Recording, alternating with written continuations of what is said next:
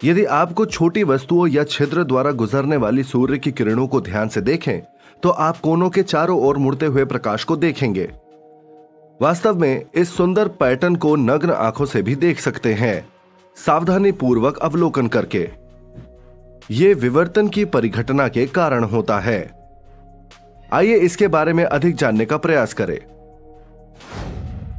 हम जानते हैं कि विवर्तन तरंगों का एक गुण होता है जिसमें यह अवरोधों के चारों ओर मुड़ती या फैलती हैं। यह हर प्रकार की तरंग से संबद्ध एक परिघटना है। क्योंकि ध्वनि और प्रकाश भी तरंगों के रूप में गमन करते हैं, यह भी विवर्तन होना चाहिए। आइए एक स्थिति का मूल्यांकन करें। विचार कीजिए कि एक प्रकाश स्रोत को किसी कमरे में रखा गया है और आप दीवार के पीछे दूसरे कमरे में बैठे हैं। इस स्थिति में आप प्रकाश स्रोत को नहीं देख सकते। इसका अर्थ है इस क्षेत्र में प्रकाश तरंगे आप तक पहुंचने के लिए मुड़ती नहीं हैं। यह छाया क्षेत्र कहलाता है। छाया क्षेत्र किसी भी तरंग के लिए वह क्षेत्र होता है जहां वह विशिष्ट तरंग प्रवेश करने में असमर्थ होती है। अब यदि प्रकाश स्रोत के पास रखे म्यूजिक सिस्टम को चालू करें तो आप समान स्थिति में बैठे ध्वनि सुन सकते हैं। इसका अर्थ है कि प्रकाश तरंगों के विपरीत ध्वनि तरंगे प्रकाश के छाया क्षेत्र में झुकने व घुसने में सक्षम होती हैं। इस अवलोकन से क्या हम यह निष्कर्ष निकाल सकते हैं कि प्रकाश तरंगे विवर्तित नहीं होती? वास्तव में कुछ स्थितियों में प्रकाश तरंगे भी अन्य तरंग की तरह विवर्तित होती हैं। इस प्रकरण में हम प्रकाश के विवर्तन का अवलोकन करेंगे। किसी भी तरंग के विवर्तन की मात्रा दो कारकों पर निर्भर करती है, जो है छिद्र का आकार d और तरंग की तरंगदैर्घ्य लैम्डा। विवर्तन तभी सुस्पष्ट होता है जब d या तो लैम्डा से तुलनीय हो या लैम्डा से छोटा हो। क्योंकि श्रव्य ध्वनि तरंगों की तरंगदैर्घ्य 1.5 सेंटीमीटर से लेकर 15 मीटर तक होती है, इसलिए वे विवर्तन की स्थिति को संतुष्ट करती हैं। लेकिन प्रकाश की तरंगदैर्घ्य इस दरवाजे के छिद्र की तुलना में बहुत कम होती है, अतः विवर्तन लगभग शून्य होता है। यदि छिद्र का आकार कुछ माइक्रोमीटर तक कम कर दिया जाए तो यह प्रकाश की तरंगदैर्घ्य की तुलनीय हो जाएगी। अब प्रकाश ध्वनि तरंगों और जल तरंगों की तरह ही विवर्तित होगा। किसी भी तरंग का कोणीय प्रसार रेडियन में थीटा लगभग लैम्डा अपॉन डी के बराबर होता है। आइए प्रकाश के विवर्तन का अवलोकन करने के लिए एक गतिविधि करें। कार्डबोर्ड लेकर उसमें एक बड़ा आयताकार छिद्र करें। इस कार्डबोर्ड के एक तरफ एक बल्ब और दूसरी तरफ एक पर्दा रखें। आप जानते हैं कि प्रकाश की तरंगदैर्घ्य छिद्र की तुलना में बहुत कम होती है।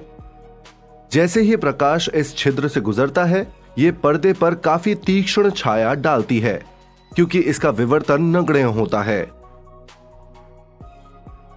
अब एक और कार्डबोर्ड लेकर उसमें एक ब्लेड से पतली झिरी बनाएं। जब प्रकाश झिरी से गुजरता है तो इस बार पर्दे पर प्राप्त छाया किनारों पर धुंधली होती है और विशुद्ध किरण आरेखों द्वारा अनुमानित की तुलना में भी बड़ी होती है। यह बताता है कि संकीर्ण छिद्र के माध्यम से प्रकाश जल की तरह फैलता है, या दूसरे शब्दों में विवर्तन करता है। यह उस क्षेत्र में प्रवेश करता है जो छाया में होता है यदि यह एक सीधी रेखा में गमन करता है, जिसे ज्यामितीय छाया का क्षेत्र कहा जाता है। प्रकाश का विवर्तन केवल छोटी वस्तुओं या छिद्र तक ही सीमित नहीं होता है। वास्तव में सबसे तीक्ष्ण छाया भी किनारों पर थोड़ी धुंधली होती है। घटना का अधिक विस्तार से अवलोकन करने के लिए एक सिक्के को किसी एक वर्णी प्रकाश के एक बिंदु स्रोत द्वारा प्रदीप्त करें और एक पर्दे पर इसकी छाया प्राप्त करें। ध्यान दें कि छाया के किनारे बिल्कुल भी तीक्ष्ण नहीं है और दीप्त फ्रिंजों तथा अदीप्त फ्रिंजों का एक पैटर्न बनता है। इसे विवर्तन पैटर्न कहा जाता है। छाया के केंद्र में चमकीले धब्बे पर ध्यान दें इसकी उपस्थिति इस बात की अधिक पुष्टि करती है कि प्रकाश सिक्के के किनारों पर मुड़ता है। जब सिक्के को एक बड़े स्रोत से प्रदीप्त किया जाता है तो विवर्तन पैटर्न नहीं देखा जाता है। ऐसा इसलिए होता है क्योंकि बड़े स्रोत का प्रत्येक बिंदु व्यष्टिगत विवर्तन पैटर्न को उत्पन्न करता है। ये पैटर्न अतिव्यापी होते हैं और एक समान प्रदीप्ति उत्पन्न करते हैं। निम्न विभिन्न वस्तुओं के विवर्तन पैटर्न जैसे रेजर ब्लेड, कैंचियों का एक युग्म और एक वर्णी प्रकाश के एक बिंदु स्रोत द्वारा प्रदीप्त एक एकल झिरी है। विवर्तन कभी कभी हानिकारक होता है। एक सूक्ष्मदर्शी का उदाहरण ले। सूक्ष्मदर्शी का उपयोग छोटी वस्तुओं के प्रतिबिंब को देखने हेतु किया जाता है। ऐसी स्थितियों में जहां वस्तु का आकार वस्तु को प्रदीप्त करने के लिए प्रयुक्त प्रकाश की तरंग दैर्ध्य के समान होता है, प्रतिबिंब धुंधला हो जाता है। यह धुंधलापन प्रकाश के विवर्तन के कारण होता है। इसके अलावा यदि वस्तु प्रकाश की तरंग दैर्ध्य से छोटी है तो वस्तु बिल्कुल भी दिखाई नहीं देती। आवर्धन की कोई भी मात्रा विवर्तन द्वारा निर्धारित इस सीमा को पार नहीं कर सकती है।